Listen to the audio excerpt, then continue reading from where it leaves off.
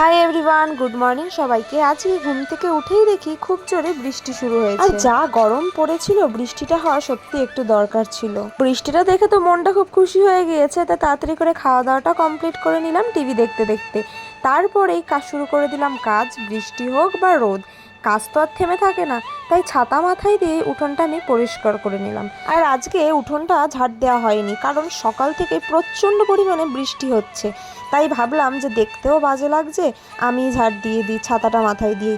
বৃষ্টিটা যদিও বা এখন কম আছে, এরপরে যদি আরও বৃষ্টি হয়, সেই কারণে আমি অল্প অল্প বৃষ্টি হচ্ছিলো বলে আমি মাথায় ছাতা দিয়ে উঠোনটা পুরো পরিষ্কার করে নিলাম। আর যাদের বাড়িতে এরকম মাটির উঠোন আছে তারা নিশ্চয়ই ভালোভাবে জানবে, উঠোনটা যদি নোংরা হয়ে থাকে তাহলে পুরো বাড়িটাই দেখতে কিরকম একটা নোংরা লাগে। আর আমাদের বাড়িতে এমনি উঠোন নোংরা হয় না। আসলে এই কাঁঠাল গাছটার জন্য সারা দিন এত পাতা পড়ে, 10 বার ঝাড় দিলেও মনে হয় পাতা শেষ হয় না। আর এদিকে কাজ করতে করতে তোমাদের সাথে আমি একটা ছোট্ট কথা বলি, যেটা আমি আমার জীবনের থেকেই শিখেছি। জীবনে যে সবাই তোমার পাশে থাকবে সেটা কখনো আশা করা উচিত না, সেটা কখনোই আশা করো না। আর যেদিন থেকে তুমি এটা মানতে শিখে যাবে, সেদিন থেকেই হয়তো তুমি বুঝতে পারবে যে কখন তুমি তোমার জীবনের সব থেকে বড় ভরসা হয়ে গেছে। তখন তোমার সাথে কে আছে, তোমার বিপদে কে সাহায্য করছে কি করছে না, তখন তোমার এইগুলো নিয়ে কিচ্ছু যায় আসবে না, কারণ তুমিই আছো তোমার জন্য, আর কেউ নয়। এদিকে দেখো, আস্তে আস্তে ঝাড় দিতে দিতে কিন্তু আমার পুরো উঠোনটাই পরিষ্কার করা হয়ে গেছে।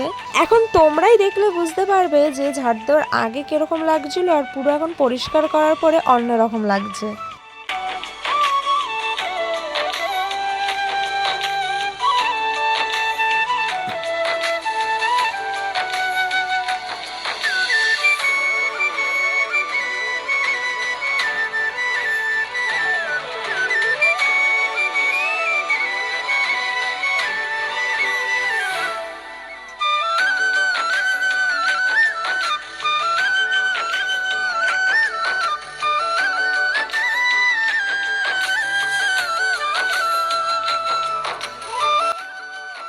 আর এটা দেখো, এটা হচ্ছে আমার একটা ছোট্ট বাগান টাইপের বলতে পারো, মানে আমার কয়েকটা গাছ এখানে পছন্দ মতো লাগানো আছে।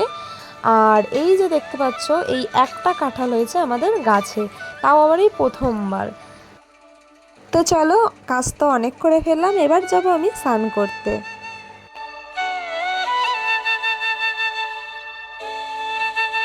আর এদিকে স্নান করে এসে তো আমি একটু মুখে সিরাম লাগিয়ে নিলাম।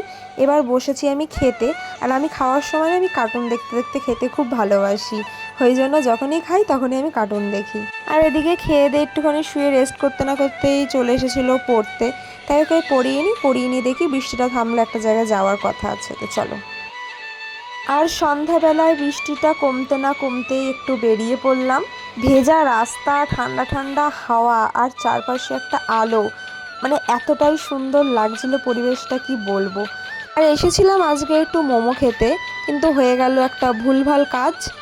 এসেছিলাম মোমো খেতে, কিন্তু খেয়ে ফেললাম শেফালি। শেফালিটা খেতে ছিল একদমই বিচ্ছিরি।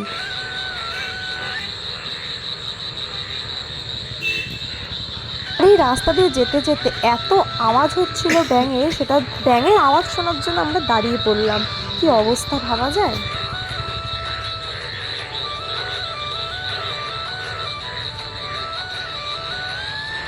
আর বাড়িতে এসে একটু রান্না করেছিলাম আমি চিকেন, মানে বৃষ্টির ওয়েদারে একটুখানি কষা কষা চিকেন খেতে ইচ্ছা করছিল।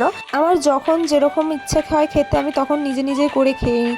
যেদিন আমার ইচ্ছা আমি একটু কষা খাবো, আমি সেদিন আমি আমার মতো করে বানিয়ে খেয়ে ফেলি। মানে আমি একা খাই না, সবাইকেই দিয়ে খাই, মানে আমার মতো আমি রান্না করে নিই। আর আজকে চিকেনটা আমার খেতে হয়েছিল একটুখানি ঝাল ঝাল, তাই বেশ কয়েকটা লঙ্কা দিয়ে নিয়েছিলাম। আমার তো দেখে এখনই খেতে ইচ্ছা করছে। ঝালটা কিন্তু খুবই হয়েছিল। তো এখানে কিন্তু আমার এখন রান্নাটাও পুরো কমপ্লিট। আর আজকের ভিডিওটা আমি এই অবধিই রাখলাম। তো দেখা হবে নেক্সট ভিডিওতে। ভিডিওটা কেমন লাগলো জানিও। বাই।